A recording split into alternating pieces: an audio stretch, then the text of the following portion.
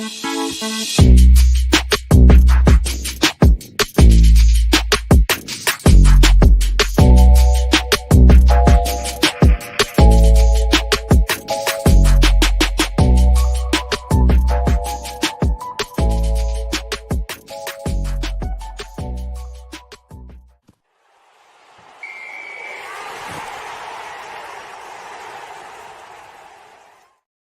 going on, everybody? Good morning. Welcome back to episode 19 of the Silver and Gold. I'm Josh. And I'm Mike. And I just want to say happy Halloween to everyone except our teams who had a week 8 nightmare this week. And we're going to jump right into the topics. First, we're going to start off with the Raiders today. Mike, what did you see out of the Raiders last night on Monday Night Football? Their offense is despicable. I'm kind of speechless, honestly. I mean, Jimmy Garoppolo, dude. 10 for 21, 126 yards and an interception. He was sacked 6 times. Devontae Adams, 7 targets, 1 catch, 11 yards. Michael Mayer and Jacoby Myers each had 1 catch for 19 yards. But, I mean, obviously the Raiders lost. Their best glimmer of hope on offense was Josh Jacobs, who ran for 15 carries, 61 yards, and a touchdown. He also led the team in receiving with, let's check this, 2 catches for 27 yards. And the Raiders didn't have a completion to a wide receiver in the first half, if I'm not mistaken, right? That's correct. Was that the entire first half or just the first quarter? The entire first half. Wow. Yeah, I mean, Devontae, I don't think Jacoby Myers was targeted. He might have been in the first half. Devontae was targeted in double coverage in the end zone, and it was picked off. And that was in the first half. But really, the defense was the only thing that kept us in this game. I mean, the score at the end felt like they weren't in it, but they were within 2 points multiple times in this game, as far out as in the third quarter of the game. The fourth quarter, the Lions took over, but Max Crosby had a tackle for loss, QB hit, forced fumble. Luke Masterson had a nice forced fumble. Nate Hobbs had a sack, QB hit, tackle for loss. And then, of course, Marcus Peters got a pick 6. To start the game, I mean, the Raiders' offense, again, was just horrible. They didn't score until the second quarter on a drive where they ran Jacobs, I think, 7 times. Let me actually pull up the tweet because it was a nice drive. It was one nice drive where they really focused on developing the run, and they succeeded, and it turned into a touchdown, right? And I've been saying all season, like, get Jacobs going, develop the run. And up until this game, it felt like they really hadn't been able to. And it's funny because the Lions might have the best rush defense in the league, at least statistically. Mm-hmm. And Jacobs looked like last season's form for the first time this season, I'd say, other than a few runs here and there this season. Mm-hmm. Jacobs ran the ball 7 times on the Raiders' touchdown drive. That's Jacobs' most rushes on a single drive this season, per Paul Gutierrez on Twitter. So I quote tweeted that with trust your best players, coach. Like, come on. It's really, it doesn't seem like it's that hard. I know it probably is, but like, you have great players on this offense, and yet you cannot find success. It really doesn't make sense, other than the quarterback play being that bad, which against the Lions, it was. Mm-hmm. And really, I'm done with Garoppolo. Done. You should. I don't want to see him again this season. I don't want to see him again in a Raider uniform, but he will. He'll play. But I'd rather put in Aiden O'Connell. I would have put him in at halftime. There's no excuse to keep playing Garoppolo. I don't care what he's being paid. I don't care what his guarantees are moving forward. I I think that this team is in denial.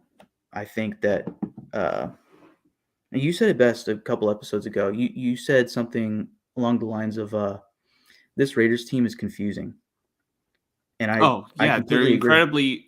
they're incredibly confusing because I might have said it after we went over the Bears game, and I'm just like, you know, I don't know what to make of this team.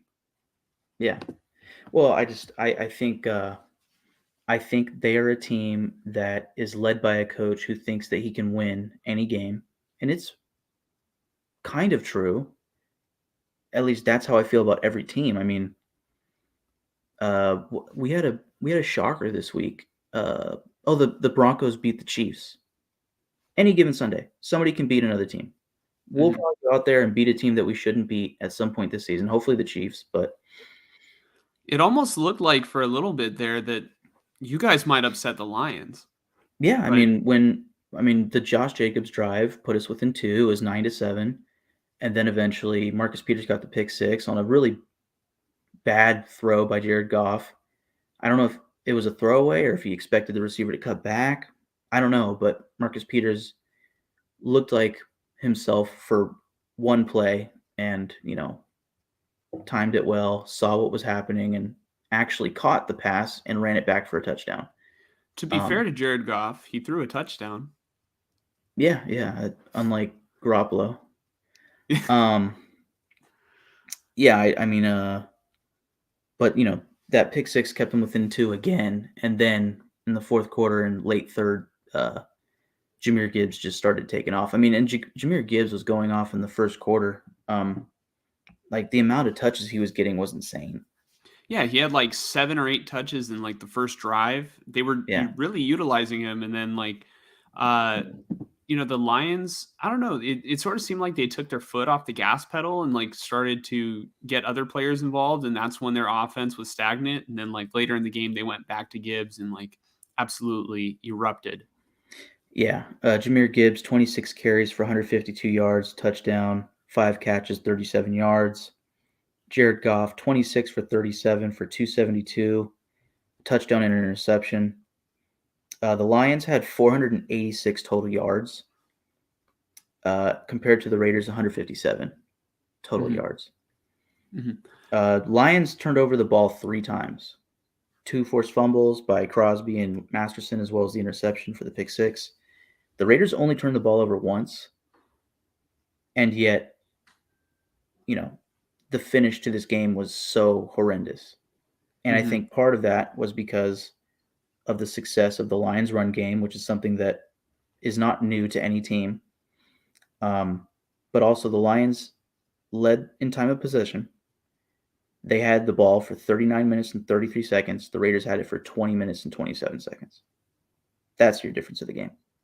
Hmm. Real quick, if I may, Mike, I want to sort of give a little apology to Raider fans, and I would like to justify myself or I guess vindicate myself at the same time.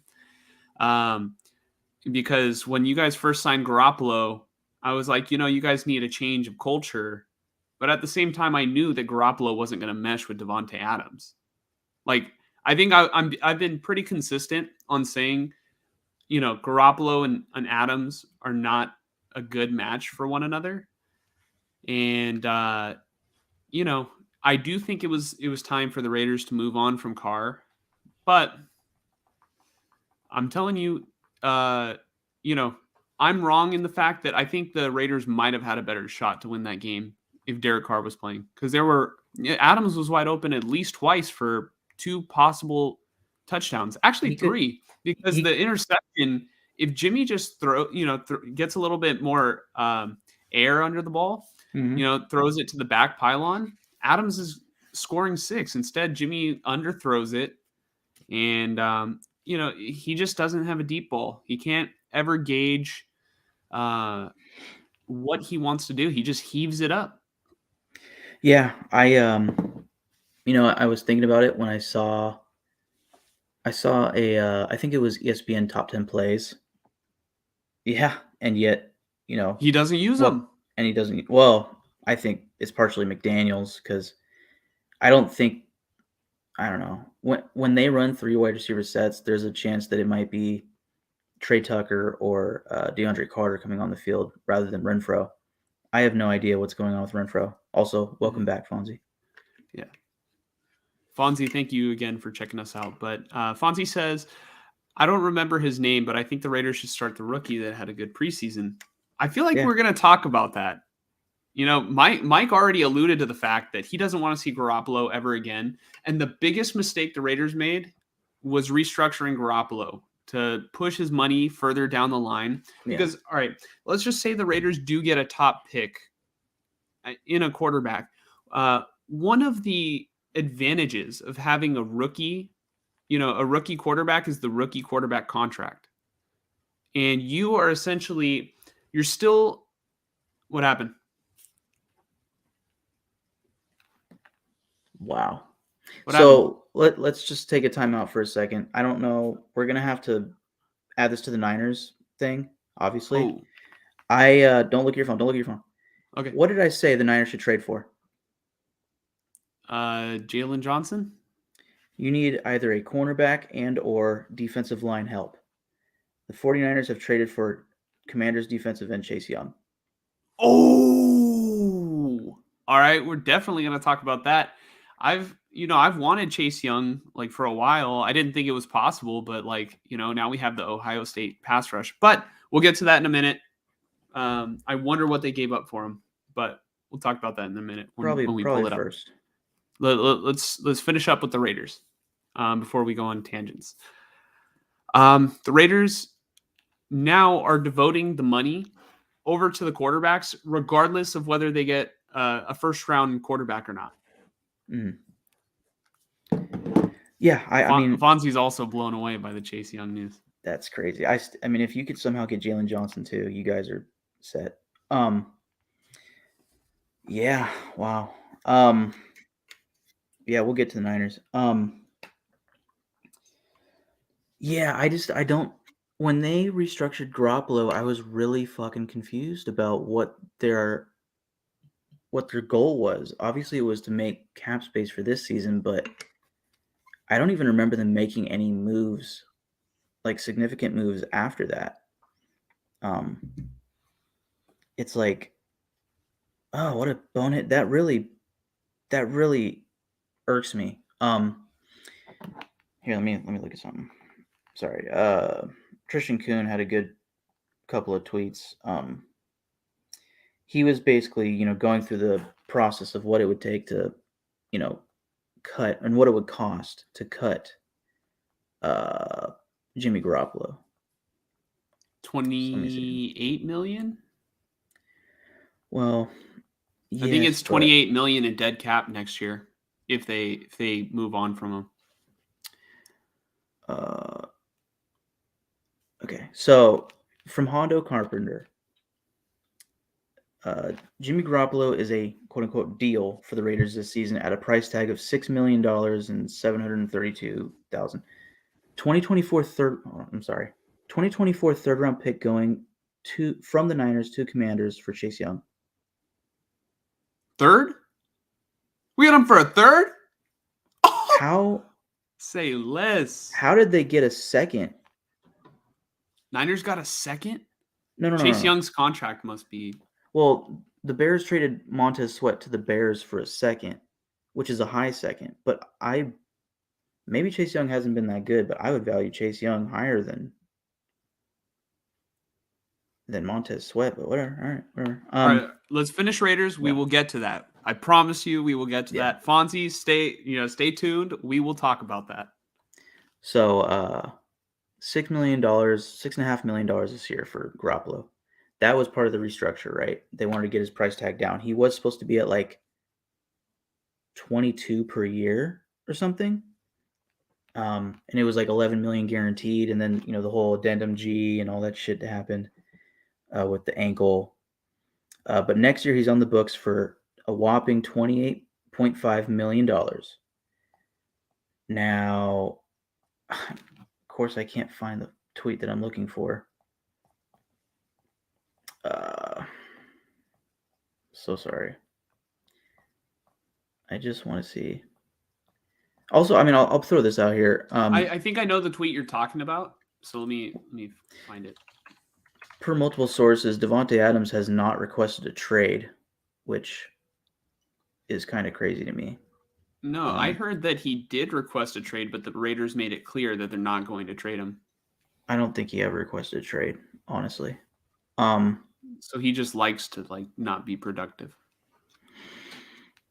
I mean, I don't know. Clearly, he's upset, but I don't know. Let's see. Oh, are you talking about Josh Dubow? I think Josh Dubow had the tweet. No, I'm pretty sure it was. All right, here it is. All right, Raiders beat tweets. Jimmy Garoppolo is going to cost the Raiders $28 million next year, whether he's on the roster or not. Tristan Kuhn says a post 6-1 release saves $13 million. A post June 1st? Post June 1st. Yeah. Well, at least you get some of it back. But yeah, definitely Jimmy's got to be gone this offseason if you're able to save money. If you can't save money, you just got to keep him bent. You got to bench him. I do think he will be the starter going forward the next, several weeks. Yeah. But, once the season gets out of hand, which you could argue that it already is, I think you have to see what you have in O'Connell, because if O'Connell's any good, you have to know what you're going to be drafting in the first round because you're going to have like a top end pick. Yeah. Did you send me a tweet? Yeah, I just sent you that. If you can put it on the screen, that'd be sick. Okay. Boom! Great fucking play. Just fun. The Lions may have won the game, but Aiden Hutchinson lost the battle. I'm so annoyed that I can't find this tweet. I had it. I had Max Crosby and Aiden Hutchinson in the thumbnail, and I think Crosby played way better than Hutchinson did. Crosby had a really good game, I thought. Oh, I mean, I don't know how he only ended up with only one tackle for loss. I felt like he had at least 3. Okay, so Tristan Kuhn tweeted this: a post 6-1, post June 1st release of next season, so they could cut him in the offseason. And or I think it's after a certain point in the in the off seasons, like maybe it's post draft. Then you can cut him and call it post June 1st, even though it's not June yet. The release freezes the cap space after June 1st, which is where it can be spent. It doesn't keep his $28 million cap hit, only $13 million of it. And then, let me see, there should be something about the following season. I don't know. Okay, and then it says, and then $15 million the next year. So it kind of breaks it up into 2 years, essentially. Mm-hmm. So, I mean, that's the best plan of attack for getting rid of Jimmy Garoppolo, is you cut him post June 1st, and you spread the $28 million cap hit over 2 seasons, next year and the following.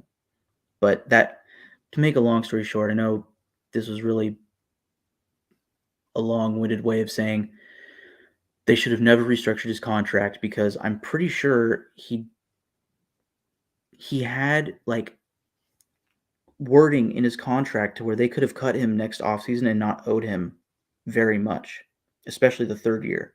But now it's like, well, regardless, we have to pay him at least $28 million. That's, you know who deserves a raise? Don Yee. Don Yee, his agent. Oh my God. The way that Jimmy Garoppolo was able to play 5 games for the Niners and then become the highest paid player in the NFL, in NFL history at that point. And then now he's like, they're really sticking it to the Raiders. Like, Yeah, I don't know.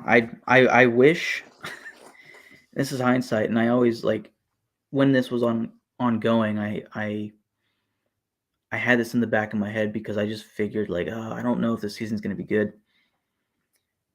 I wish in hindsight that his ankle never cleared, Or and his he foot. had to get cut. His Yeah. foot. So they never would have owed him anything. I mean, obviously that would have been the best case scenario. And then you just have to force Aiden O'Connell out there. But this is the last thing I'll say on this. There are so many quarterbacks from this past offseason that would have been better. I watched a highlight from no, of course I'm forgetting his name. The Colts quarterback, Richardson or Minshew? Minshew. I think he was a free agent this offseason. He would have been better. He would have been far better than Garoppolo. Baker Mayfield would have been far better than Garoppolo. I think Jacoby Brissett would have been better. So, and cheaper. Yeah, but you know what? You know what those quarterbacks don't have that Jimmy has? Previous experience with McDaniels. Actually, Brissett has experience, but Brissett does. Jimmy's handsome. Jimmy will sell tickets. yeah, not anymore. But yeah, I mean, we might as well just get into the Giants recap. Yo, let's do it, Mike. Or what do you recap. predict out of the Raiders versus Giants? What are you thinking? I honestly don't know because these are two of the worst teams in football right now. I saw a tweet this morning that Daniel Jones is going to play. He's good to go. So I'm hoping for a loss. It's a road game. No, I think it's at home. I think it's 2 straight games against New York teams at home. Let me verify this. So Raiders versus Giants. It's going to be in Las Vegas. And I mean, this might be one of the few Raider home games, as long as this team is this bad, where the Raiders fans will show up better than the opposing teams, like maybe significantly, because I would have to imagine Giant fans are not excited this season. But maybe they already bought their tickets because it was actually the Bears who got Montez Sweat. Yeah. I don't know if I accidentally said Giants earlier, but I meant Bears. I mean, judging by the way that Jahmyr Gibbs ran, I can expect a big game from Saquon Barkley. I don't think Darren Waller is going to play. I think he re-injured his hamstring injury, and he might get put on IR this week. So, I mean, maybe our defense might win us this game. It might, because I don't think the Giants have been doing too hot with Daniel Jones at quarterback throwing to receivers. 2 or 3 weeks ago, Darren Waller started getting hot, and now he might not play. Like, I think the Raiders could probably sell out for Saquon, and it might work for them. And then this Giants defense isn't something to really be scared of. This could be a get-right game for Devontae, Jacoby Myers, and it might be the actual game where Josh Jacobs finally really gets back to form. But God, I hope we lose. I'm gonna circle back to the Jimmy G cycle. What's your final prediction, Mike? Or what's your prediction for this week? You think the Raiders are gonna win? You think they're gonna lose? We need a definitive answer. Okay. I want to know what you think first. Oh, okay. I see what's going on here. Huh? Well, I think usually when it's our team, the other person goes first. So like if it's Raiders, you go first, then me. If it's Niners, I go first, then you. Okay. So the Jimmy G cycle would suggest that he played like shit. So now he's got the underdog mentality, and he's going to beat a bad team. That's the Jimmy G cycle. We're back there. Everybody, fans want him benched. And he's right about to play a bad team. And I think the Raiders I think they're a better team than the New York Giants, like as a whole. I don't know. I don't like Daniel Jones. I mean, I like Daniel Jones more than I like Garoppolo, but this to me screams a game where they want to win. The Raiders locker room, they're tired of losing, and really losing is what they need to do. if they're tired of long-term losing, just like stop fighting it. Just let it happen. You know, Yeah. you'll get like a really talented guy in at quarterback, and like the franchise will, you know, slowly start to go in the right direction. Right now, like they're stuck in like the all right, we should be losing right now. We suck, but we're gonna still try and win, and just win, baby. That mentality. They keep, we talked about this at the beginning of the season, Mike. They keep just absolutely uh, winning enough games to just miss the playoffs, and Yep. winning enough games to get them out of the top 10, in the draft, or the top 5 in the draft. Yeah. Yeah. I mean, and it's annoying. I mean, that's why last week I was so in on trading Devonte Adams, is because I think you're gonna need. Well, I mean, what's gonna end up happening is they're gonna win 6 games, and they're gonna be around the 7th or 8th overall pick. And some of those teams that they beat, like the Packers and Giants, if they beat the Giants, will be ahead of them in the draft order, potentially looking for new quarterbacks. Maybe the Broncos, and so on. But I think you can trade Devonte Adams for a first-round pick, and then you can use that pick plus the pick that you earn around 7th overall, and hopefully move up to like 3rd or 4th. You probably have to give up next year's first, get the quarterback. At this point, I think that there is a proper way to build a team, and that includes, maybe building up your defense somewhat well, and then building up your offense somewhat well, and setting up a structure for a young quarterback to come in and probably not succeed year 1, but hopefully year 2 and on, to where they can be playoff contenders. You trade Devonte Adams, it makes it hard, but I think receiver is a replaceable position. Now, I don't think Devonte Adams is replaceable, but you can find, top wide receivers in the draft in the 3rd round, But yeah, I think at this point what they need is a great quarterback, and I've been saying it since our very first podcast. And Yeah. I would prefer for them to have a great defense and then get the quarterback, and not have Jimmy Garoppolo's salary cap hit affecting their roster for the start of the quarterback's career, so that they can, really build up and build hopefully a beast, somewhat similar to what the Niners are doing, right? They have a rookie quarterback contract. They just traded for Chase Young. They have enough cap space to probably trade for another great player. They have high-end talent all across the roster. That's what you have to do when you want to win a championship. So, the Raiders have Crosby, and after that, I think everybody's expendable. But they also have pieces a little bit here and there. Like you said, I think they are better than the Giants. I think they're better than the Bears, even though they lost to them. I think they're better than quite a few teams, but again, the identity of this team is so lost right now, because I think they're led by a coach who thinks that they should be winning when he sucks, and his coaching is making them worse. He needs to get replaced. I think the identity on the offense is lost. The identity on the offense is absolutely lost. I think the Raiders defense has actually been playing well over the past couple of weeks. There's they held the Lions in check for most of the game. And then like at the end, if the offense can't stay on the field, then like you're going to get tired. You can't hold on forever.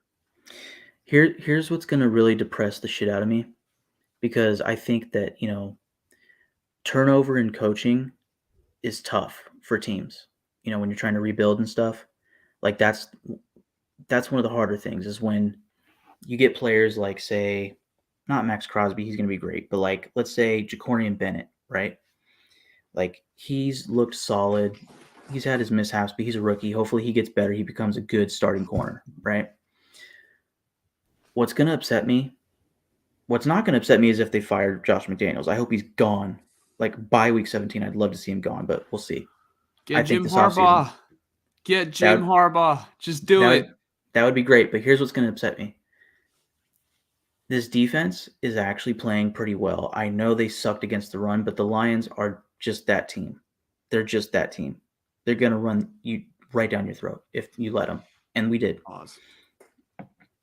But this defense held them to 3 straight field goals to start the game and kept us in the game. And then a pick 6 to keep us in the game. The defense. The Raiders defense? Really? Wow. Let me catch his name because I don't know why I keep forgetting his name. But our defensive coordinator,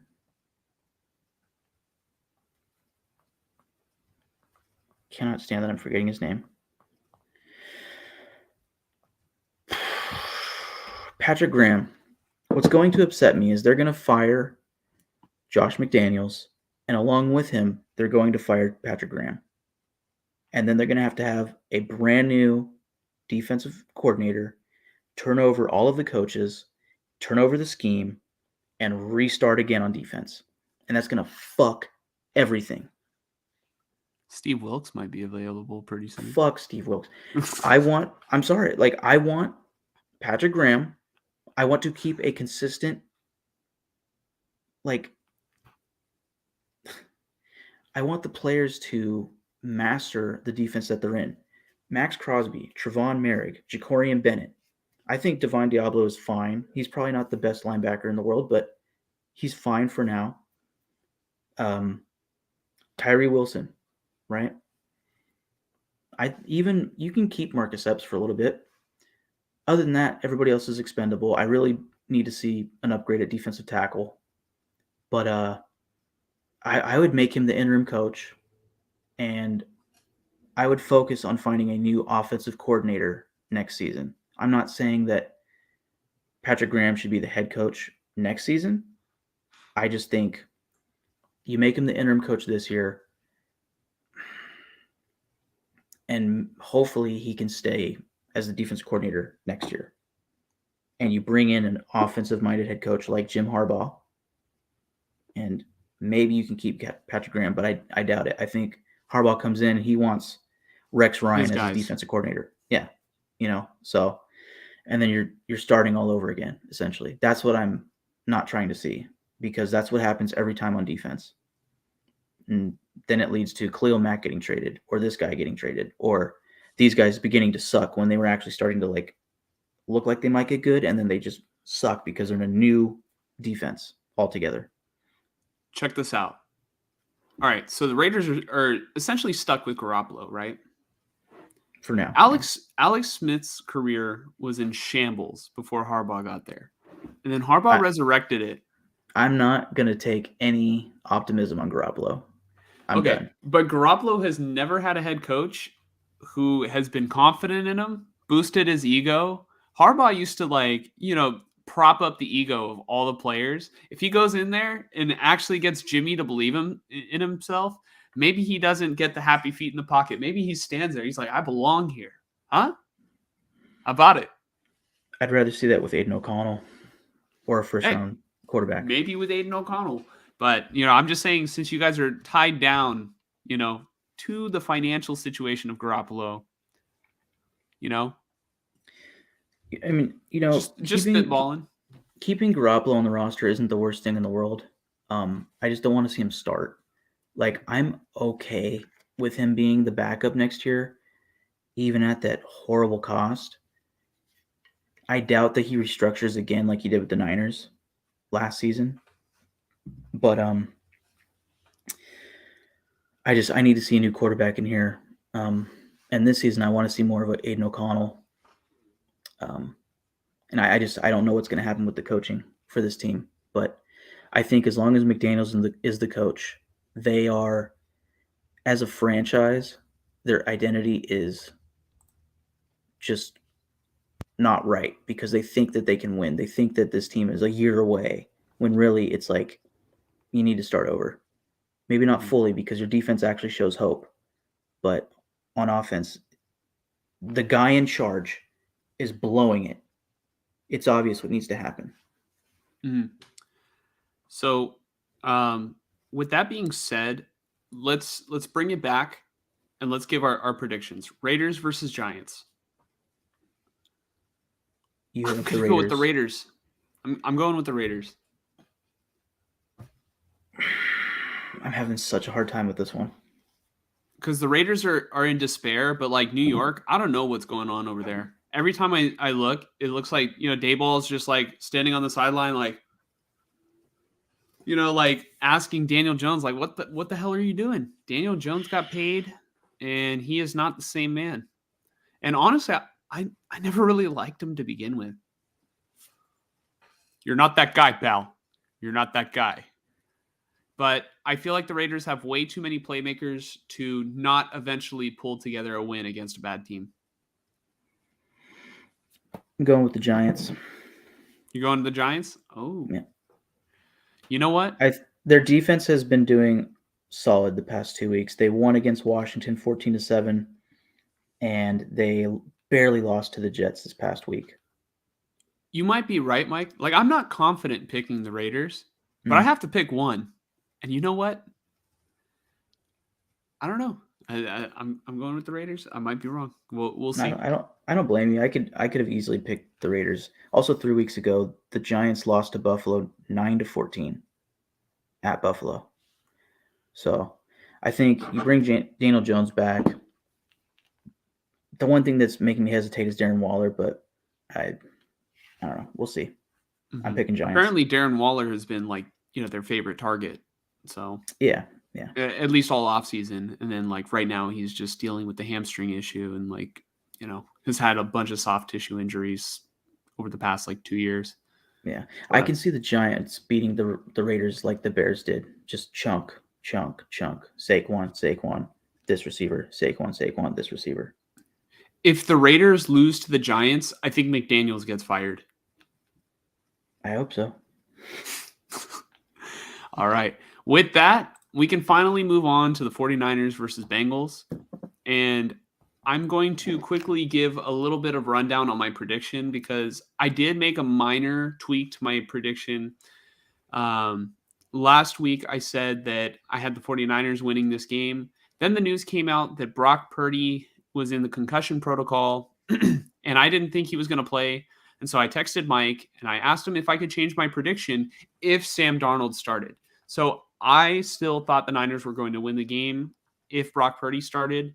And that was just me sort of being hopeful. I wasn't like confident with my prediction, but I just figured that the Niners wouldn't drop 3 in a row. And I really want to have Mike spearhead it today with the Niners because Mike over here was actually at the game. So Mike, can you tell us about your experience, anything that stood out to you, and maybe talk about what it was like for you? And were you wearing Raider gear in the Niner Stadium? I was wearing a Raiders t-shirt, but over my t-shirt was a San Jose Sharks sweatshirt, and I was wearing this is my like go-to hat, but I was wearing a San Jose Sharks hat as well. I just wanted to go in there and play it neutral. Scared? No, just playing. No, I mean I've gone to previous games in Raider gear, and I've caught shit for it, but nothing major. It's mostly fun. I mean, I think Niner fans aren't going to get too mad when their team is doing good, which the past times that I've gone there, they've won games. But this time they didn't. And you're not the type of fan to like, be vocal and like, hey, everybody, fucking Raiders, like up in the stands. Like you're not that type of dude. No, the only way I would be anywhere similar to that is if the Raiders were like the 1 seed in the league. I'd probably walk in there with full-on Raiders jersey and everything, and I wouldn't be saying anything, but I'd just be nodding at people like, yeah, that's right. But I mean, things that I noticed, I mean, the fans were obviously, like, it was a good atmosphere. There weren't too many Bengals fans, probably because they went to the wrong city. They thought they were supposed to go to San Francisco, but they didn't know they were supposed to go to Santa Clara. But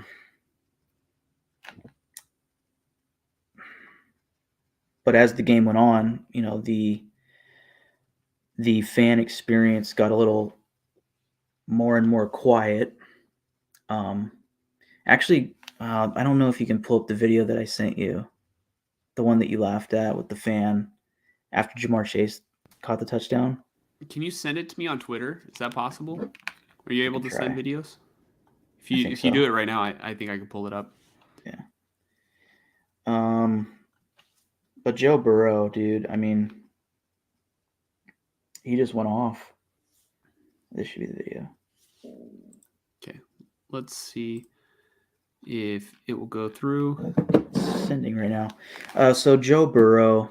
Well, actually, I'll start with the Niners offense just really quick. Brock Purdy, 22 for 33, 365 yards, 1 touchdown, 2 interceptions, and a fumble lost. And that fumble lost was pretty much to end the game.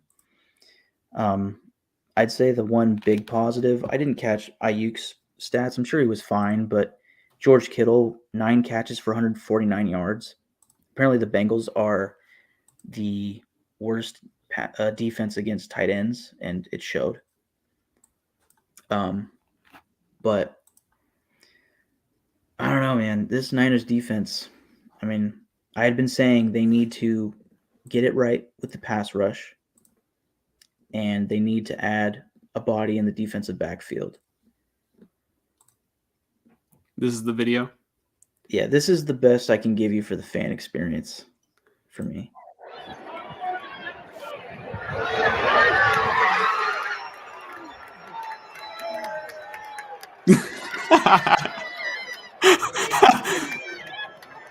Oh my god.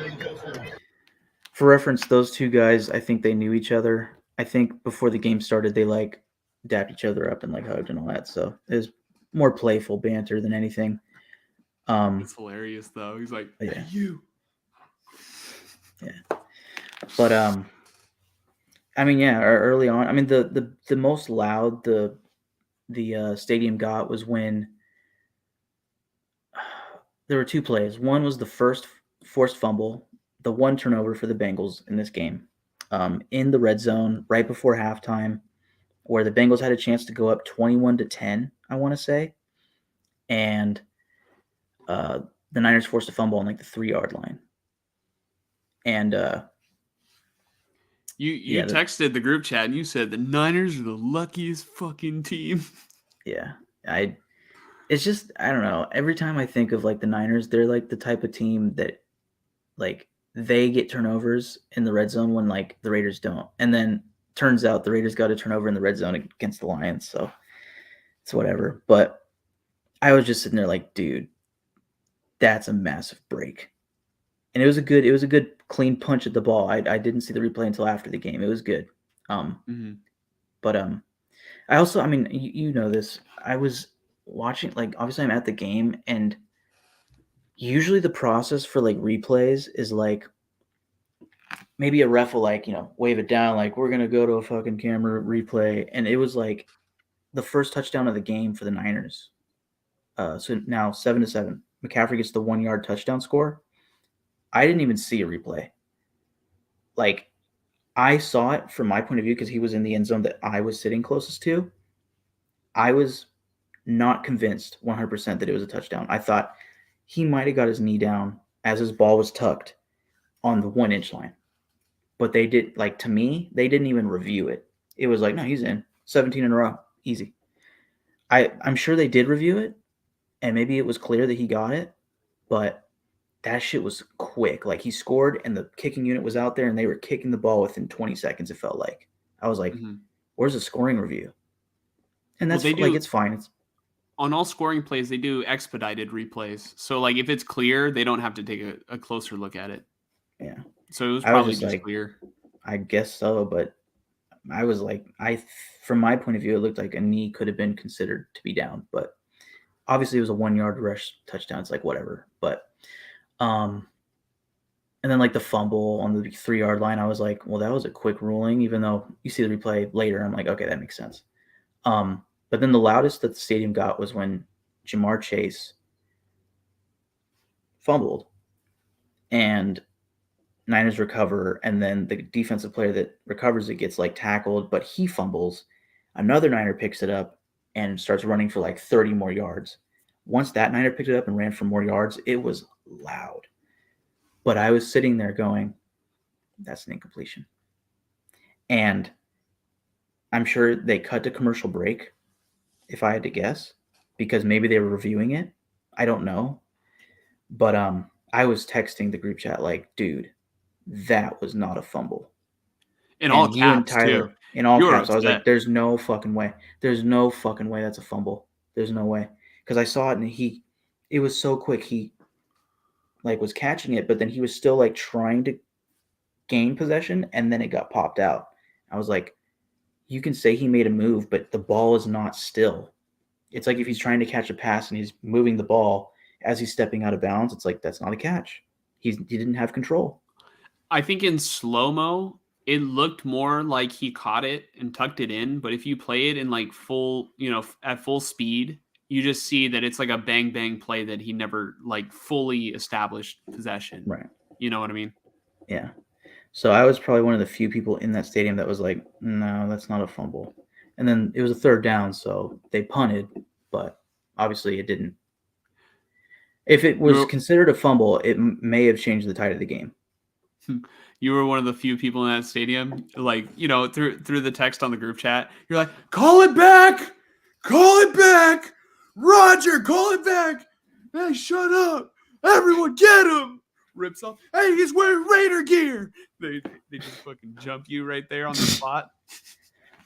Yeah, no. And then last thing I'll say about the stadium experience. And it's not your first Niner game. It's just so everybody knows. Yeah, by far. I mean, this was like my third or fourth, maybe fifth at Levi's. I'd never gone to Candlestick. This game made me miss Oakland Raider games. Because I was just sitting there like, there's a huge difference between Oakland Raider fans and Santa Clara Niner fans, at least in my opinion. Because, okay, Oakland Raider fans never knew when to shut the fuck up, but they at least knew when to sit the fuck down. Niner fans do not know when to sit down. At least the ones that I just get so lucky to sit behind. Because the one guy that I was sitting behind, every second down, he's standing up. Every second down. I'm like, bro, I'm sitting here like this, watching in between his fucking torso and his buddy's shoulder. I'm like, dude, this is so stupid. But I'm not going to stand up because I'm not that into this game, and I'm not trying to make the person behind me struggle to watch the game. It really is a trickle effect because I sat in those exact same seats that you sat in, and I feel like I know the fan that you're talking about because I had to do the same thing. But like I was able to see when I stood up, and then the people behind me were like, "Hey, can you sit down?" And then like I was just like, I'm trying to watch the game, and then I like, tried to, I try to be nice, like stand to the side a little bit, but I'm like, I paid good money for these tickets. And, if you want to be it was an exciting game too, versus the Packers on Sunday night. Like it was, it was a crazy game. But, I remember having to like hunch to one side and I think, I forgot what it was, but I think Pia told me that like somebody else a couple rows in front like asked somebody to sit down, and the guy pointed and he goes, "No, you stand up." So Yeah. it's funny that you mentioned that Niner fans don't know when to sit down. Yeah, and like when a big play happened in Oakland, everybody stood up. It was like in San Francisco. Like very specific, annoying fans don't know when to sit down. But then on like big third downs, other people aren't standing up. Like I'm looking around, I'm like, dude, they're not standing up behind me. I can't stand up because I'm not a dick, Well, you sat in So, like like- the season ticket holder section, so they're like, "Oh, I've been to enough games. This, I'm just here to get my money's worth." Maybe, but like on big third downs, it's like, okay, time to stand up and like big play. Let's get excited. It's like they don't even stand up when they're supposed to. I'm like, dude, what are we doing? Like Oakland fans, if one person stood up, everybody stood up. If one person's yelling, everybody's yelling, right? Mm-hmm. The only issue Oakland fans had was yelling too much when the offense was on the field. That was the only thing. Yeah, and getting into fights when they're drunk, but that's every team's fans. Yeah. I think the Niners specifically, they have like a little graphic that goes, quiet down while the offense is at work. and it's like a Yeah. construction little graphic. Yeah, the Raiders at some point implemented that when they had Carr, because Carr was so notorious for like when he was on offense on like third downs, he would just get so flustered. Yeah. Yeah. So So, anyways, I mean, let's wrap back, up like yeah, the game. back to the game. Joe Burrow was on fire. 28 for 32, 283 yards, 3 touchdowns. Jamar Chase, 10 catches, 100 yards, a touchdown. Joe Mixon on the ground, 16 carries for 87 and a touchdown. I feel like that's got to be one of the better rushing performances against this defense this season. 49ers had more total offensive yards compared to the Bengals. Niners had 460. The Bengals had 400. But the Niners had 3 turnovers compared to the Bengals only having 1. I think they both shared a pair of red zone turnovers. It was a good game. I wish it was a little closer at the end, but it was a good game. I mean, obviously for Niner fans, it wasn't at the end of it, but you're going into the bye week. I think you guys are going to figure this out. You just got Chase Young, which we'll react to it again in a second, but the Bengals had 29 first downs. That sounds like a lot. Yeah, and a lot of them came on first and second down. Like they just could not be stopped. Like, Yeah. the Niners were the Grand Canyon, or I just think their defense is a pass funnel, dude, and that's why you need to get a guy like Chase Young. You need to go out there and affect the passer, and that's going to help the defensive backs. And getting Chase Young, you might not need to go and get Jalen Johnson anymore. And then for a third-round pick, you probably were going to have to spend more for Jalen Johnson. Mm-hmm. So 49ers, by the way, had 24 first downs, so I guess it's not that drastic. But and then last thing, time of possession, it's pretty even.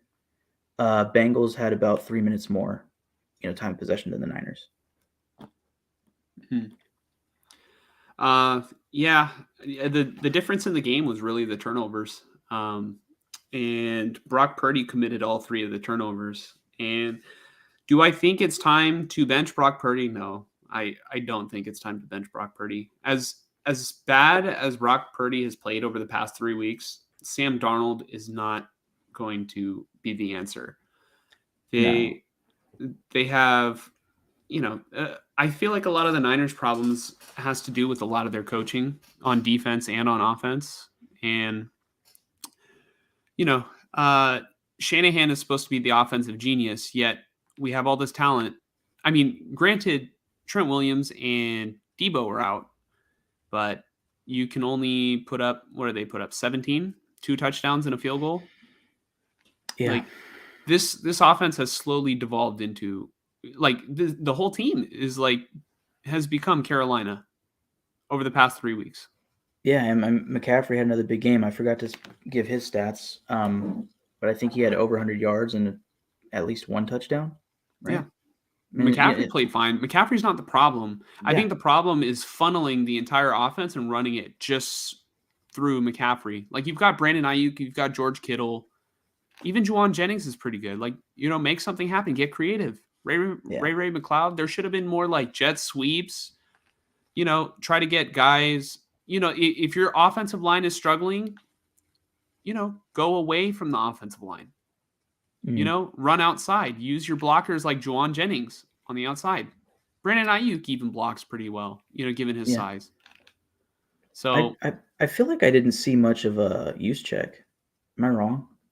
No, I feel like I was talking to Joey about it yesterday, and Joey said that like after Juszczyk got the ball, you almost like he disappeared on the field, and like I don't know if he got like pulled from the game, but I definitely didn't notice him after like the last play that they gave him. Like they gave him like I forget if it was like a rush or a little shovel. Yeah. I know they gave him like a QB sneak, right? Yeah, QB sneak. There was a couple. There might have been 2 like 3rd and 1s that they gave him. He didn't get the first one, but I think he got the second one like barely. I want to say, but I mean, my whole point with Juszczyk is like, I remember, I think it was 2019. They gave like a sweep to Debo. Excuse me, and they have him cut across the line to the right, and his lead blockers were George Kittle and Kyle Juszczyk, and it's like, yeah, go ahead and stop that. It's Mhm. like that's what you need. You need plays by design, more plays by design. You need more passes by design.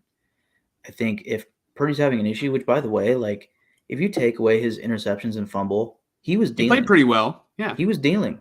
He was tearing it up to Kittle, and he had some great passes to Ayuk too. And then McCaffrey's McCaffrey. But I think when you get Debo back after the bye week and you get Trent Williams back, you The just field need to can do sort of more. spread out a little bit. Yeah, and you just get a little bit more design in the play calling, and I really think you guys are going to be fine. I kind of went off in the group chat because there was some talk about the Niners and fans reacting to this 3-game losing streak, and it's like I understand Niner fans being worried. Like I just got off the phone with my uncle, and he's like, "Oh, isn't it?" I'm not going to repeat what he said, but basically, both of our teams are garbage, and I'm like, honestly, I really think the Niners are going to be fine. You were like, you shut your mouth right now. My team's garbage. Your Yeah. team is just playing like garbage. Yeah, and there's different levels to the Raiders and the Niners, struggling this season. I think Purdy's fine. I know he's turning the ball over more than usual, but I'm sure a lot of you guys have seen the video of and the stat saying, Purdy may have gotten concussed at the end of the Vikings game, or at least around like maybe 4 minutes left in the game or something. After that play, he threw had the like two interceptions. two interceptions, and yeah, it was like his stats were perfectly good, and then after the concussion, and then he plays this week. He's probably the only player, at least quarterback this season, that played the next week after a potential concussion. It was probably proven that he didn't have one or something, but still. And there was actually a play in this game against the Bengals where I think it was at the end of the game again, where he got hit. He falls back and his head bounces off the turf, and he immediately like grabs his helmet, but then he got helped up.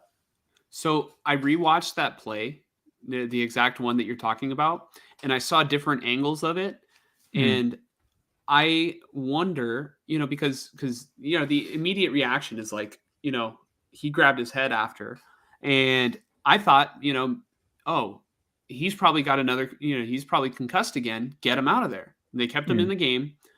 But when I saw it from another angle, that was the play where he threw an interception.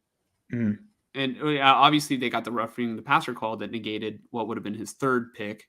Right. And he like, bounces his head off, looks up, sees that the ball is getting picked, and then that's when he that's when he put his hands on his head. So it could be a combination of both. It could, but I feel like if he was really in pain, he wouldn't be looking at the interception. He would probably be holding his head and going back down, like, Yeah, I don't think he got concussed. I think he was fine. He was, like you said, he's probably reacting to the interception that ended up getting called back. But then, like, the next play, he fumbled it, which, I mean, it's whatever. Like, he was trying to evade the rush, but it was too much. What did I tell you last week? Or I don't know if it was last week, but what did I tell you about Purdy? I said that he rarely throws outside the numbers, right? And there was, at least when he's in the pocket, I said that he likes to get outside the pocket, make those throws easier for him, so that way the throws are like right in front of him. When he threw the ball outside the numbers to Brandon Ayuk, I want to say it was on the left. It should have been picked, but it wasn't. And both of Brock Purdy's interceptions, well, really all three, except for, one got called back. All three of his interceptions were over the middle. And that's where I find that he's throwing the ball most of the time. So the Niners offense has become so one-dimensional that Purdy's not getting outside the pocket like he used to. And, he was under duress like all game. You're missing Trent Williams, which I also wanted to mention. We talked about who's the most valuable player on the offense. I think Some people would say McCaffrey. Some people, like me, I said Purdy. It's Trent Williams. I think you said Trent Williams. I said Trent Williams, yeah. I mean, Yeah. he's been out for now 2 weeks, and they lost both of them. And he got hurt during the Browns game. So, Yeah. So it's maybe that's the difference. Like he's the glue that's been holding the O-line together. But I also did say I picked Trent Williams because it's easy to pick Purdy, Yeah. And I think McCaffrey, if the Niners were winning these 3 games and they were the lone undefeated team, I would be voting McCaffrey for MVP. Like, period, in the league. Like, Mahomes, I hope to God Mahomes does not get MVP this season because he's not playing like it. It's going to be some bullshit where either he gets it or maybe Joe Burrow gets the Bengals and just starts a big eruption right now, and maybe he gets MVP. But, like, I can't find a clear-cut MVP candidate. There are quite a few. Tyreek? Yeah. Honestly, I was thinking about this. I think Tyreek Hill, honestly. I think right now he should be the MVP. He might win Offensive Player of the Year. He will. And he should. You know what won't make sense? If not McCaffrey. You know what won't make sense? If Tyreek Hill wins MVP but doesn't win Offensive Player of the Year. What the hell does that even mean? Like, all right, let's just say he wins MVP, but McCaffrey wins Offensive Player of the Year. What do you mean? Why isn't it like a clean sweep? What's the difference between the voting? Yeah, I mean, it's probably a matter of like a, what do you call that? Compensatory, sort of thing. Like compensation, like participation trophies, like yeah. But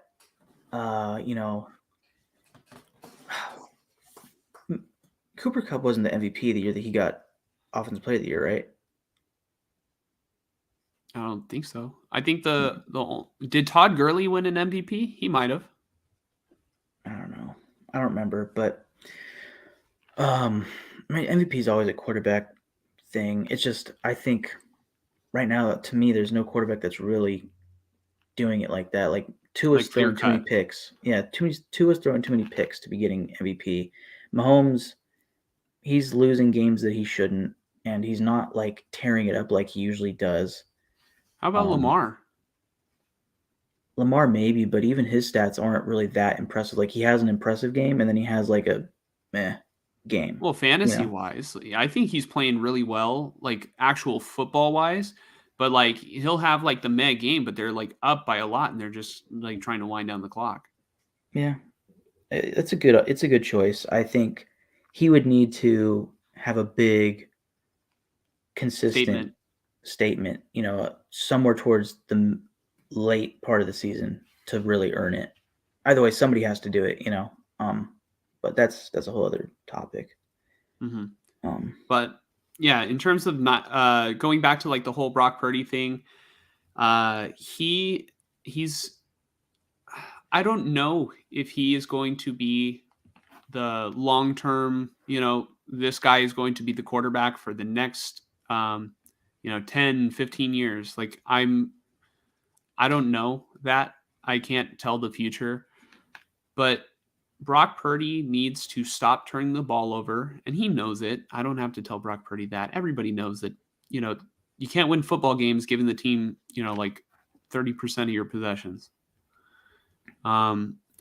He's got to protect the football better and be less predictable, because I swear he's throwing floaters over the middle and they're bound to get picked. He should have had 4 or 5 interceptions. Well, I think in the offseason you were saying you were worried that teams would start to figure out Purdy as he gets more tape. Yep. And look what's happening. It'll be telling to see how he bounces back from it. Yeah. And I think, oh, damn it. I mean, I should have said this in the Raiders column, but I think a new favorite target for me for head coach for the Raiders is Lou Anarumo. I think is how you say it, the defensive coordinator for the Bengals.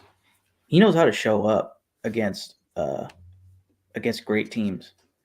But that's, we were talking about that earlier. So, Mm-hmm. But yeah, I mean, the Browns game, that was, it was a rainy game and all that, but it was not a good one from Purdy. The Vikings game ended out pretty bad for Purdy, but really that game felt like the Vikings offense was just on a different level, and the Niners defense was just not there for it. And then a little bit similar here, but the Bengals defense clearly had answers for Purdy, and I think there might be something, as far as Purdy being prone to throwing within the numbers, right? Mm-hmm. Like it looks like they're playing linebackers a certain way in the zone, maybe to trick Purdy into throwing interceptions. I mean, the Pratt interception was kind of a lucky swat and catch, while Purdy was on the run. But the second pick that Purdy threw, that was like the best excuse I can give for Purdy is that he had the center or guard in his view blocking that linebacker. So he thought it was single coverage and the guy was behind him, but it turns out there was a linebacker standing right there and he just didn't see him. But so that first interception that you talked about, that was kind of lucky. So Purdy made 3 mistakes on that play. The first one being that he missed the handoff. It was supposed to be a rush and it would have been a walk-in touchdown on the right. Which is funny. The second was that he decided to throw the ball and there were going to be linemen downfield, so it was going to be a penalty anyway. And third is that he threw the interception. So he should have threw it away. Yeah, I mean, you might get intentional grounding, you might get this and that and the other. Yeah, but he was out of the pocket though, right? I mean, you probably still get the illegal man downfield, but at least you just throw it out of bounds, But maybe Brock's just got to run that one or slide. Yeah. But so, I see he was trying to make a play, but you have to think about the situation that you're in. Like, if you miss a handoff, there are going to be linemen down the field. And it's a split-second decision, so I don't know if I would have done any better in that situation. You know what I mean? It's tough, but he's the NFL quarterback. I'm not, and he needs to protect the football better. And the defender made a hell of a play, and unfortunately, you miss out on points there that you really need. Like, I think we were down 7 at that point, and it looked like maybe we might score and, get right back in this. Then the Bengals take the ball down the field, score, I think, another touchdown. And, then the Niners are playing catch up, which they cannot do that to save their lives under Kyle Shanahan. And they have, their philosophy is we're going to get up on you, play good defense and maintain the lead in the time of possession and milk out the clock. And that seems to be their only way to beat you. Yeah. If it's a close game. Otherwise they just have all the best players in the NFL and just dog you. But Steve Wilkes has got to be better, and the defensive line is going to be better. It got to be better. And we're about to get into an addition to the defensive line in just a minute, and then I got to get out of here. First, I'm going to take this comment. PS says, "Hi boys." Hi Pia. Hello. I will say this. I saw a stat. Shanahan, I think in his coaching career, I'm not sure, but when down 8+ points in the fourth quarter, he has never won a game, and it's north of 30 games. He's 0-37. Yeah, that's crazy. Derek Carr led Raider teams have won games like that. That's insane. To be fair, I want to see other coaches' records in the same set of circumstances, because when you're down 8+ in the fourth quarter, I'm sure it's a low percentage anyway. But the fact that he hasn't won any, and I don't think the number gets better when it's 7 points. I don't think the number really gets too much better when it's 3 points, right? Mm-hmm. So Shanahan's teams just struggle. If they're behind in the fourth quarter, you know what? Just go home, avoid the traffic. This dude's he doesn't understand. He's looking at his playbook and he's like, I'm gonna call these runs here, and he doesn't trust the quarterback to pass the ball. And it's, if you can't trust Purdy, why did you call him the real deal? It's what's that scene from SpongeBob where he goes, I don't want it. He goes, then why did you ask for it? You know what I'm talking about? Yeah. Brock Purdy was the guy that he wanted. He got rid of Trey Lance, the guy that he wanted before. And then the guy that they wanted before that and made the highest paid player in the NFL wasn't good enough for them either. Yeah. If you wanted Kirk Cousins, why'd you get Jimmy? You mentioned Trey Lance. I was thinking about it this morning. You were right. The perfect landing spot for him would have been the Falcons because they just benched Ritter for I'm always Heineke. right, dude. But also, I think I was pretty on as well with my pick of the Vikings because imagine Trey Lance right now on the Vikings. Oh my God. The Vikings fans would feel so much better. Now they got to deal with Josh Dobbs. Yeah. Well, Josh Dobbs, to his credit, is not that bad. He's not as bad as yeah. I want to just drop. Was that it for the Niners as far? But Niners, other Bengals, yeah. So I just want to say they just got to do better all around, and we'll talk about it in the bye week. Yeah. Today's the trade deadline, so really quick, just the trades that have gone down the past 24 hours. The Giants traded Leonard Williams to the Seahawks. Yeah, but only for this season. For 1 year. Cousins. Lance would have been under contract for a little longer. You see what possibly if Kirk goes down, what Lance could do. Maybe throw in some packages for him. I mean, considering Lance is on a rookie contract and you would have had him next season, the Vikings. Mm-hmm. If they decided, this season, we're not going to win this many games, we got to let Kirk Cousins go. We're going to start over. For one season, having Trey Lance third overall pick, that's a pretty good little amount of time to see what you have in him. And he would have only costed a fourth. And maybe they've sent him to the Cowboys because they're like, you know what? The Cowboys still have Dak right now, so this won't bite us in the ass immediately, and we won't get fired when he looks good somewhere, or if he looks good somewhere. This is like a long-term play. Right? Go ahead, Mike. So the Giants traded defensive tackle Leonard Williams to the Seahawks for a second and a fifth. That's a pretty big move for the Seahawks. I mean, the Giants will be without him for the Raider game, so that might affect the Raiders game. I might have chose the wrong team, but we'll see. Commanders traded defensive end Montez Sweat to the Bears for a second-round pick. The Vikings traded guard Ezra Cleveland to the Jaguars for a sixth. The Cardinals traded quarterback Josh Dobbs and a seventh to the Vikings for a sixth. I want to say it's a conditional sixth. The Browns traded wide receiver Donovan Peoples-Jones to the Lions for a sixth. These past couple ones were while we were on air. And then the Bills just traded for cornerback Rasul Douglas from the Packers. It hasn't been said what they gave up yet. I see an update from Dov Kleiman saying the Bears are not expected to trade Jalen Johnson in the next 30 minutes. Okay.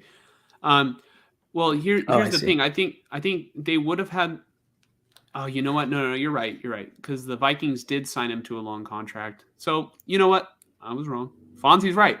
So I said I'm always right, but in this situation, I was wrong. No, that makes sense. For clarity, Fonzie was talking about the Niners. I was talking about the Vikings, or we were talking about the Vikings. With Kirk and Trey Lance. He's talking about way back when Shanahan may have wanted Kirk, but instead got Jimmy G. Makes sense. They wanted Kirk first, and were willing to trade up the number 3 overall pick. But the breaking news today for this channel, the Commanders trade defensive end Chase Young to the 49ers for a third-round pick, 2024 third. But again, they traded Montez Sweat to the Bears for a 2024 second. So Montez Sweat was worth more than Chase Young. Second overall pick, Chase Young? That's insane. This is exactly what the Niners needed. Chase Young. Oh, I thought we were getting Steve Young. I'm just playing. No, this is going to be absolutely great because, I was just talking about the Niners need to get it together on the pass rush. And if you put Chase Young on the opposite side of Nick Bosa, there were talks out of college that Chase Young was possibly a better prospect than Nick Bosa was. So they both played for the same school, and this has been like a little bit of a dream, or this is like a little bit of a dream scenario. Like I literally thought about, man, at least a couple years ago, I thought this. I'm like, you put Chase Young on the other side of Nick Bosa. Imagine that. I remember that being a thought of like, man, how cool would that be? Didn't I trade for Chase Young in like our Madden franchise thing just so I could have? Possibly. I think I might have. Dude, with how bad the Raiders are right now, I want to buy Madden so bad just to do a franchise mode and like in my own head like turn it around. But yeah, man, Chase Young on that defensive line with Eric Armstead, who just had a great game. He had 2 sacks against the Bengals. Finally, yeah. Thank you, Eric. Yeah. And then you also still have Randy Gregory that you traded for a couple weeks ago. So suddenly this defensive line looks loaded, as it should be.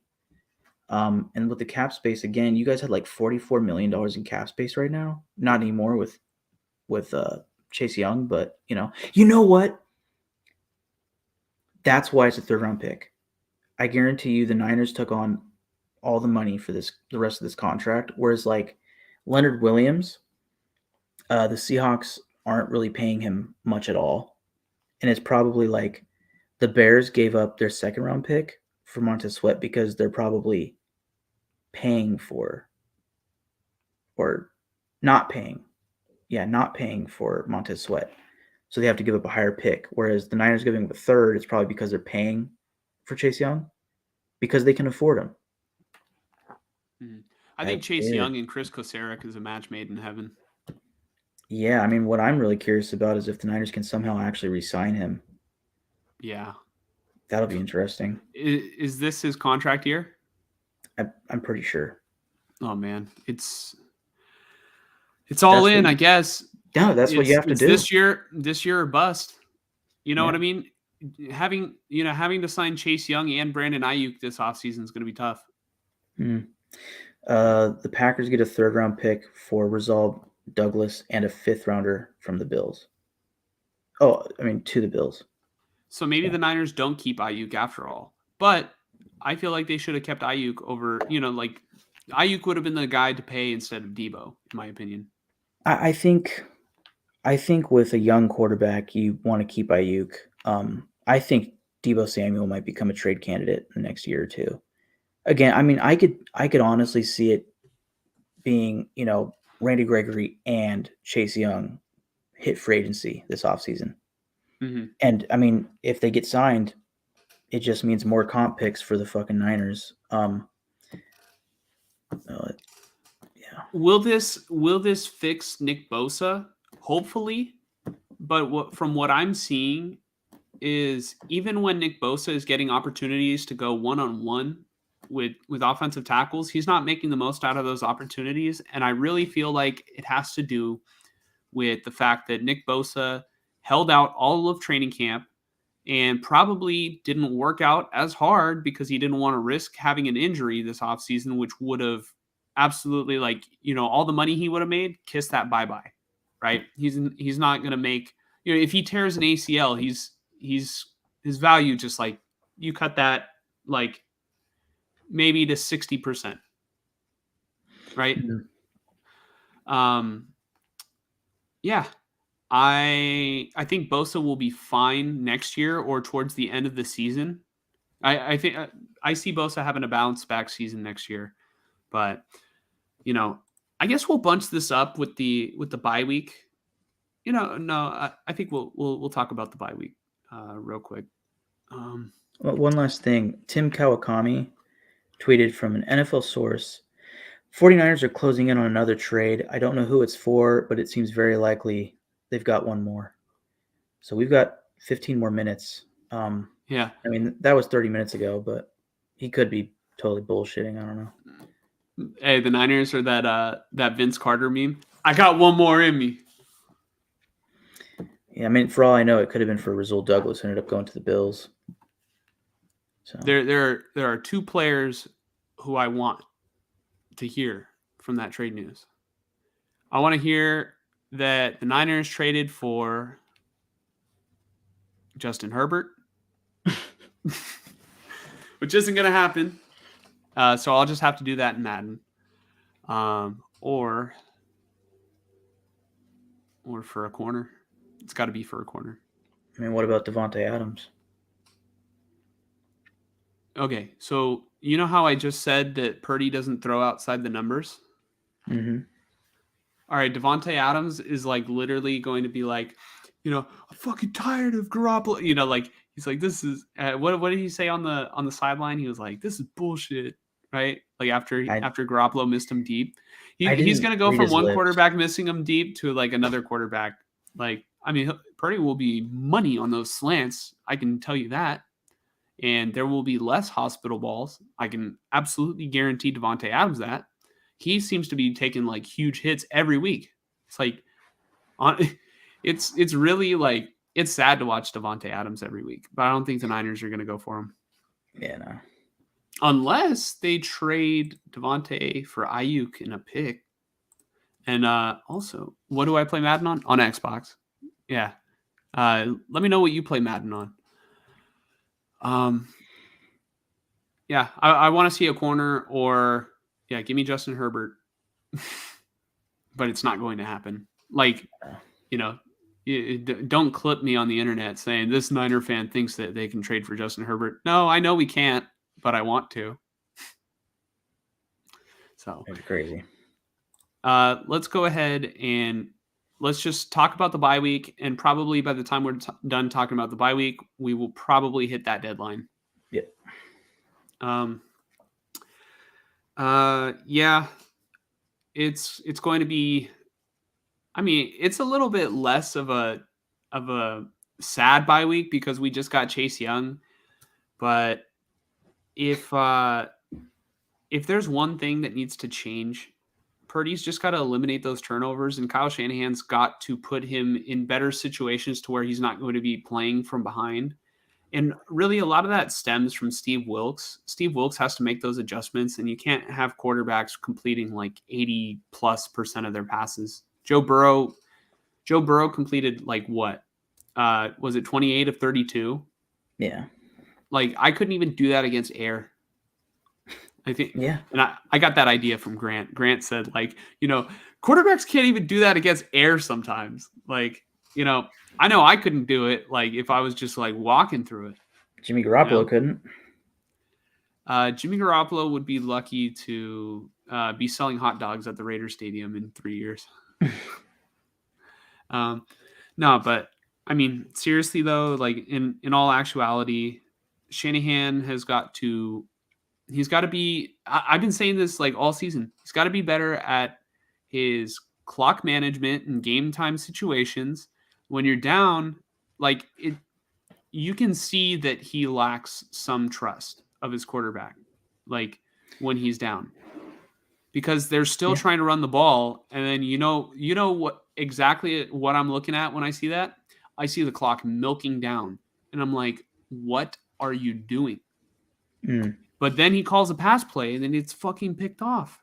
Like, then it's like, all right, I see why you're doing what you're doing, but like really, when I complained about it all offseason, everybody's like, "Chill, Purdy's the real deal. Purdy's the real deal." Like. I think Purdy will be fine.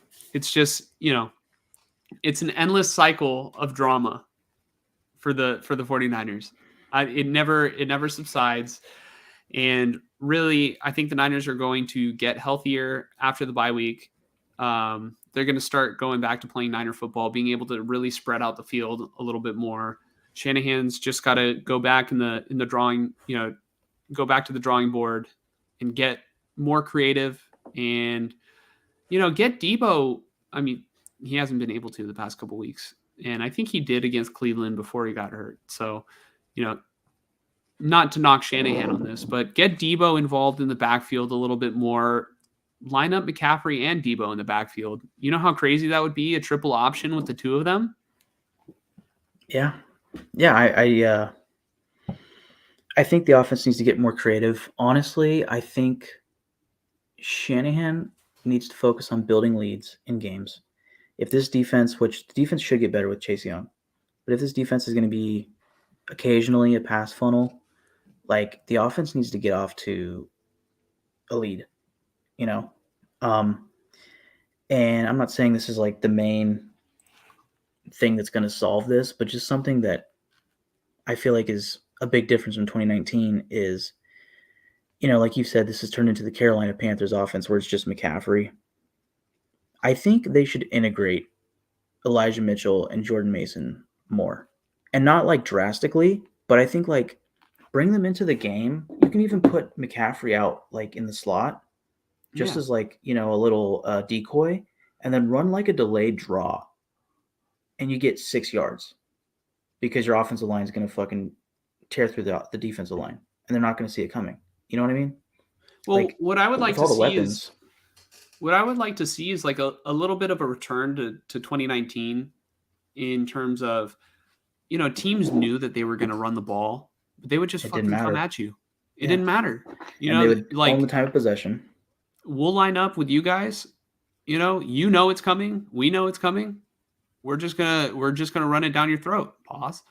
Um, but Jordan Mason, I feel like, is the perfect back to do that. He's averaging like what 6 yards per carry, Probably. but not good enough to see the field. I understand McCaffrey spreads out the field because you can do so much more with him, but you have to manage his load. You can't just like absolutely wear him down and then by the end of the season you're like stuck platooning. Well, That's yeah, how I to mean, ruin your chances to win the Super Bowl.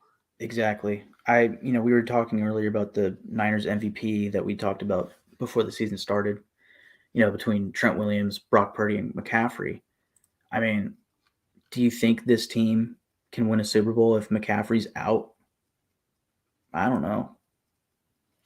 He's that dynamic. Like, could they? Well, Yeah, what the they hell will they could. do? They run the But whole offense through McCaffrey right now. exactly. So I think it would be wise of them to lighten his workload, maybe a couple weeks after the bye week, leaning towards the playoffs. Now, if you're in a fight for the 1 seed or 2 seed, yeah, you're going to do everything you can to win. And I mean, with just 3 straight losses, there's going to be a fight. You guys are going to have to fight to get back up. I mean, I wanted to talk about the upcoming schedule, but also the current standings in the league. So upcoming schedule for the Niners. Obviously the bye week, week 9. Week 10 at Jacksonville, who is 6-2. I think they're currently the 3rd seed in the AFC. They're like kind of hot right now. ETN's on fire.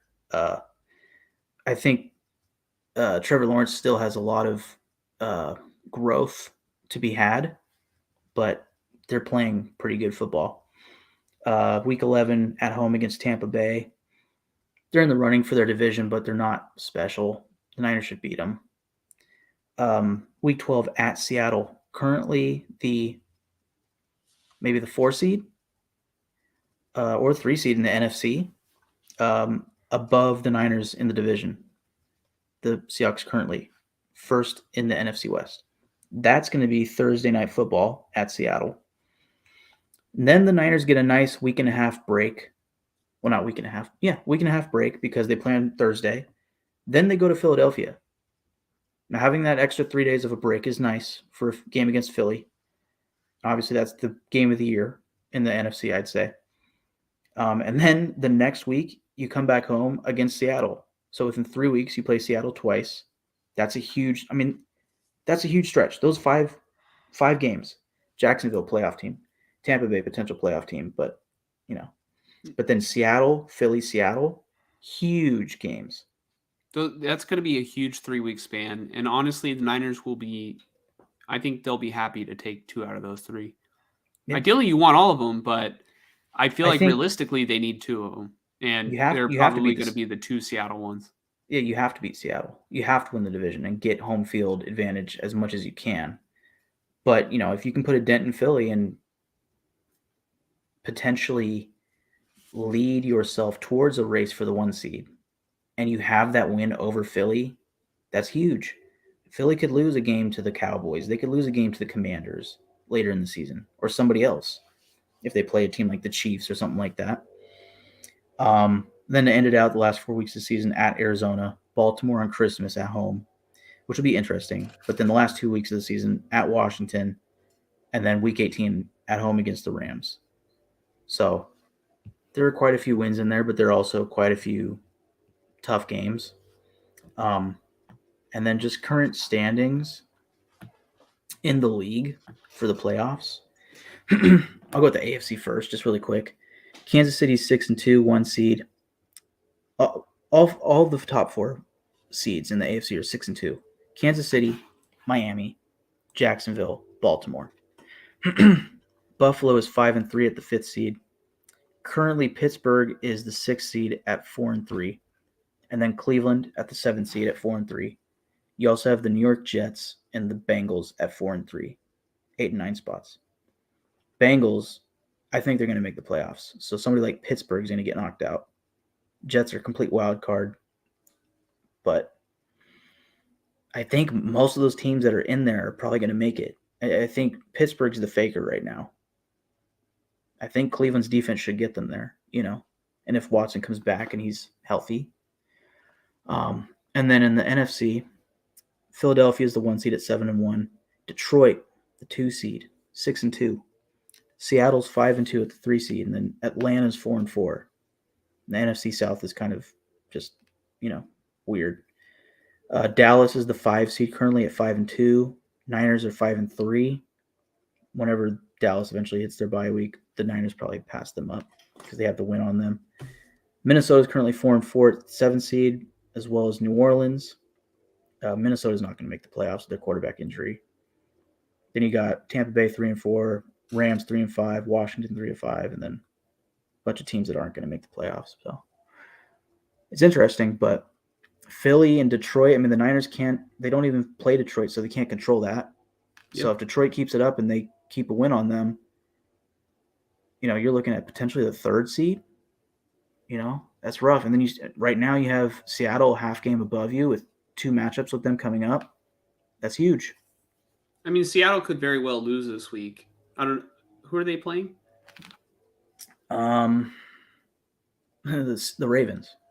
Yeah, so Seattle could lose this week, and then the Niners will be tied with them for first. Yeah. Because on the bright, really quick, hey, the Niners really needed a bye this week. They need to get off the field and get healthy and get things figured out. Get healthy, get an extra week to figure it out 100%. Steve Wilks absolutely needs to figure it out because whatever he's doing on defense, it's not working. They're playing, I don't know if they're just doing too many stunts on the D line. They're not able to get enough reps where they just absolutely go after the O line. You know what I mean? I don't know if they're getting too cute or too fancy. I'm not an expert to absolutely tell you exactly the reason why they're struggling. But one thing I noticed is that Isaiah Oliver is struggling. And I thought that he played a decent game against the Bengals, but that's when I only considered the plays where he was making tackles for losses on Jamar Chase. And, there was something else that, there was another play that he did. Maybe it was the almost pick, but then on that play that you showed or that we brought up earlier that you took a video of, that was him getting burned by Jamar Chase. You know what I mean? So it's you can do so many great things, but it's the big plays that absolutely kill you in a football game. So, he tackled very well, as I see Fonzie said in the comments. But Steve Wilks, I don't know if it's just the fact that he's never ran the wide 9 before. And he's being tasked to learn the Niners system and then implement that. It looks like the Niners should have gotten Vic Fangio, but they didn't, and he went to Miami. Mm-hmm. But if the defense doesn't improve after the bye week, I think you give it maybe if they lose 2 more games, Steve Wilks is out. He's going to be gone. And if he's not, that's on Kyle Shanahan. You're not saying during the season, are you? I am. Can they afford to lose, 2 more games in a row? They lose to Jacksonville. It depends how it looks. If you lose to Jacksonville and then Seattle, you're in trouble. Yeah, because then you got to play Philly. That's when you have a reason to actually be worried as a Niner fan, because that's when it looks like, oh, we're not winning the division because Seattle now has a game on us and Jacksonville gave us another loss. But I still think the Niners are going to figure it out. I also just I feel like they would keep Wilkes through the end of the season unless there's somebody that can clearly take over his spot. Maybe Kuserek, is that how you say his name? Oh, he doesn't want to do it. Yeah. So Yeah, he I just says he likes to focus on the defensive line. yeah, I can't help but think that getting rid of the defensive coordinator is kind of tough.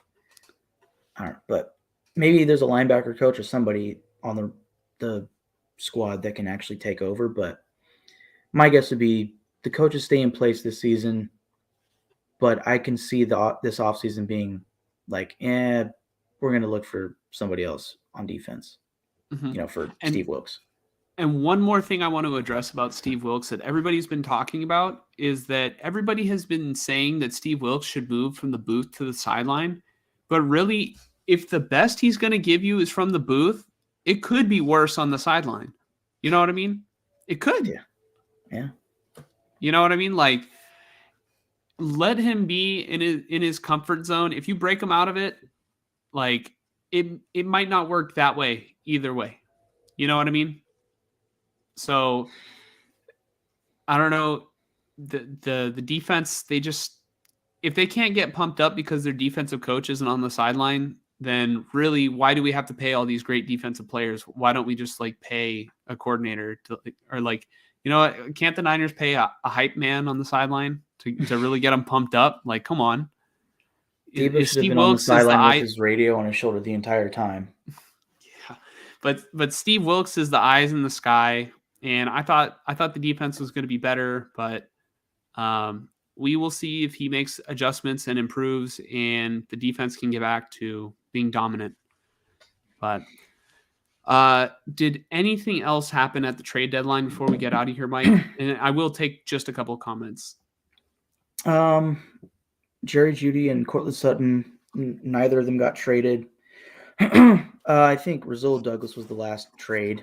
The last thing I just saw was that the Jets signed Roger Saffold, but he was a free agent. Mm-hmm. So nothing else. Mm-hmm. No Niner news. Okay, so before we do get out of here, Fonzie says that he plays on PlayStation. Don't worry, I think they do crossplay now. So if we ever wanted to play a game of Madden or so, I think it's possible. We rushed with the past 4 to 5 seasons under Wilkes. It's zone based, so it's taken away our strength. Hence the Bosa comment. I love BA, but I laughed when the ball hit his helmet on that pass. Yeah, that's the thing. And I saw somebody mention that Brandon Ayuk doesn't like consistently make the big plays. It's like, well, first off, he's not being thrown to. Second off, yeah, the ball did bounce off his face mask when he was thrown to. But just a couple weeks ago against the Browns, he took the ball and ran right up the field and gained like 30 yards plus, and they just missed the field goal and didn't win. So, yeah, I mean, Brandon Ayuk's been perfectly fine. I think, again, you get everybody healthy, you get Debo out there, start mixing it up more, they'll be fine. Yeah. Now, I know you're talking about Jordan Mason.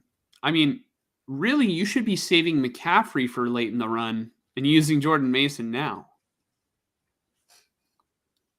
They call him JP Mason. So okay. Yeah. Our strength, it's funny. Our strength has been running back, but really it's been our run game rather than the running back position, because like we've sort of like phased in and out a bunch of running backs. Like I think the first several seasons of Shanahan's career in SF as a coach, like he had a different leading rusher, like every season, like for like the first 4 or 5, like one year it was Breida, one year it was probably Tevin Coleman, another year it was, might have even been Carlos Hyde that first season. And that feels like forever ago. Right. But yeah, Niners have definitely been, good at running back. And let's see. Well, recently there was an article that said that Kyle would be sitting in defensive sessions throughout practice and film studies. Now, is he going to be actually doing something and being involved? Or, I mean, all right, this is a little concerning that it has to go to this. because I don't think Kyle's been used to this the past couple of years. But I mean, is he going to?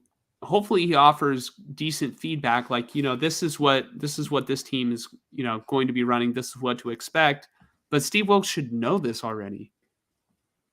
Steve Wilks should know it already. But I see, like, maybe when it comes to, I don't know, Kyle, do your job. And it sounds like if you're sitting in, you're doing your job. I just hope that you're not like burying your face in the play sheet like you do on the sideline. See, yeah, with the Steve Wilks edition, I thought we would be better, but we're just not. But anyways, everybody, I gotta run. Mike, what do you got for going on the rest of the day? Nothing major. Nothing to report. Just gonna rebuild the Raiders on Madden. Honestly, I kind of want to, like, when the off season hits or something. I don't know. But all right, everyone. Thank you for tuning in. We're sorry that we didn't stream last night. We might be switching the schedule around and streaming Tuesdays at around this time. And the episodes might be a little bit shorter than we're normally used to, but we'll see how the schedule goes. This might have been like a one-time thing, huh? Yeah, I think honestly, my hope is to aim for Mondays. Thank you, Fonzie. To still aim for Mondays, maybe a little earlier than usual, actually. Maybe right as Monday Night Football starts or something, if that's possible. But we'll see. We'll figure it out. Mm-hmm. Yeah, we'll figure it out. Yeah, we just had to adjust this week, and it's Halloween, and it was a nightmare for both teams, so it ended up working out, and it was a great episode. So, thank you, everyone. See you next week.